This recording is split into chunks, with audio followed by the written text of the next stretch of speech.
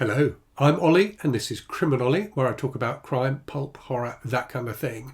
Today, horror, I'm doing a review of Frankenstein by Mary Shelley.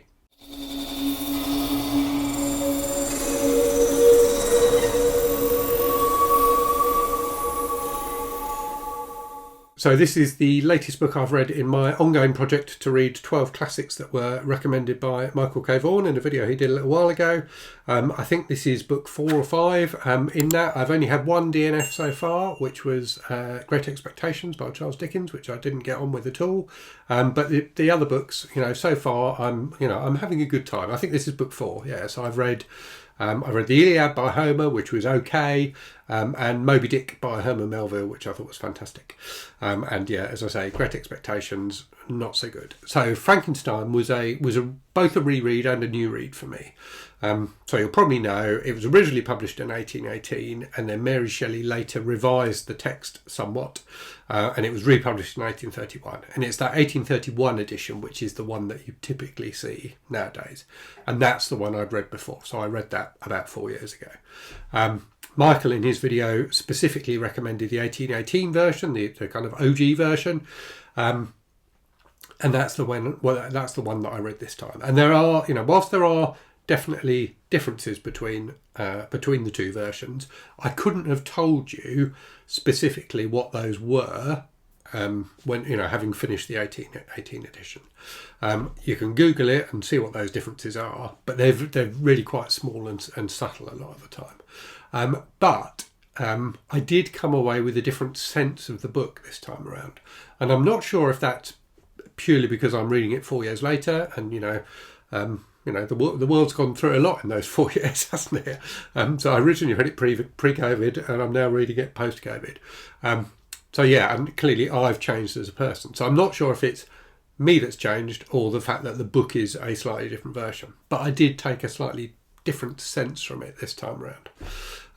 So in terms of what it's about, you will know what it's about. So it's about a guy called Victor Frankenstein who discovers the secret of how to inject the spark of life into dead matter, and assembles a creature from body parts that he gets from various cemeteries and things like that, and injects life into it, and that creature comes to life and then escapes from Frankenstein, and goes on, not adventures exactly, but has a storyline of its own.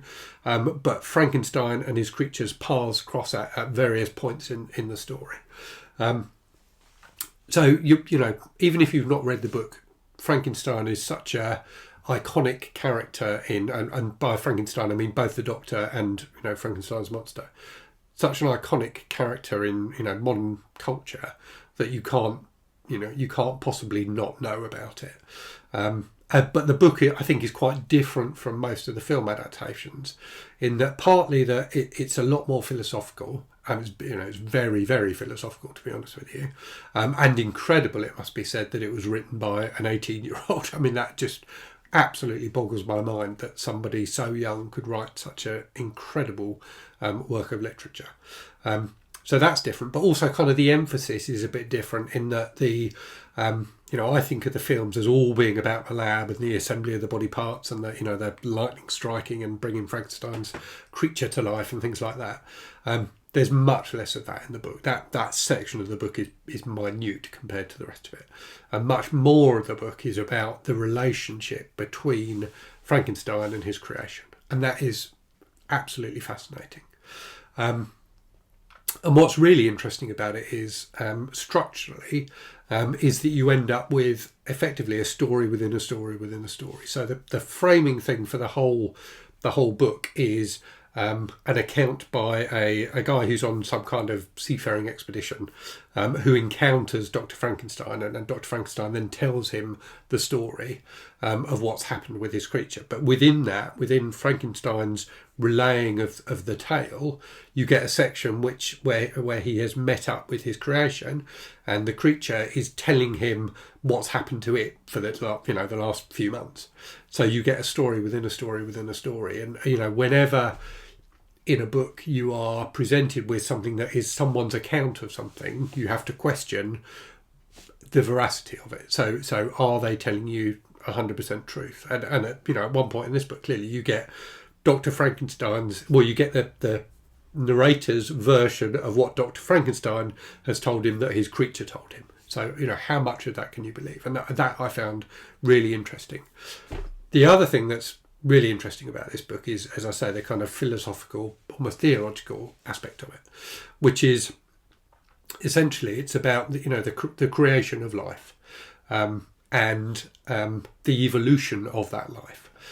So that the creature, when it is first created, is very, very primitive, and after it kind of flees from Frankenstein's lab, it makes a life for itself, and it learns to gather food.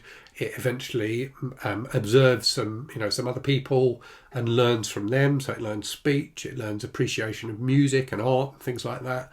So you see its evolution. And indeed, right at the start of the book, in her introduction, Mary Shelley mentions Darwin. So she was clearly cognizant of that and was thinking about that when she wrote the book, the theory of evolution. That's really interesting. I found it really, really interesting. And in particular, the conversations and the relationship between the creature and its creator are really interesting and quite moving at times. It's a fascinating subject to investigate. And it got me thinking about, our relationship. And clearly, when it was written in 1818, the world, or the world that Mary Shelley lived in, was a very much a Christian world, a very religious, much more churchy focused world than the one we live in now. And religious teachings and the Bible and things like that would have been something that Shelley was very aware of. But this really feels like in a way a conversation between man and God about what is my purpose? Why have you created me? Why am I here? How do I make my own life as something that has been created by someone else?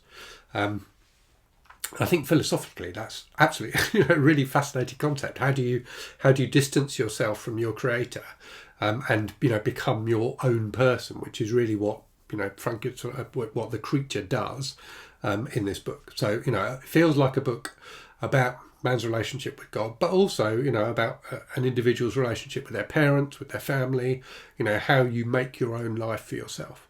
And one of the things that I felt different for me about this version to last time I read it, probably the main thing, is that relationship between Frankenstein and the creature, in that this time round they felt to me much more like equals. And I'm not sure if that is something deliberate in the text, as I said before, or not, but it felt to me much more like a meeting of equals. And it also felt to be, so Frankenstein himself felt like a slightly different character. It felt to me like my memory of the book, from having read the 1831 edition before, was that it was very much about Frankenstein's hubris, that it was about his desire to do great things, and his hope for what would come of those things, and that going wrong. But in this reading, it felt much more like he'd created the creature because he could, rather than with any great purpose. And it was almost about him finding his way through this new world that that now exists because of his creation, rather than it just being about the creature. So I found that interesting, and I don't know, as I say, if that's a deliberate difference in the text or not. But it felt like a slightly different book to me from just some fairly subtle changes.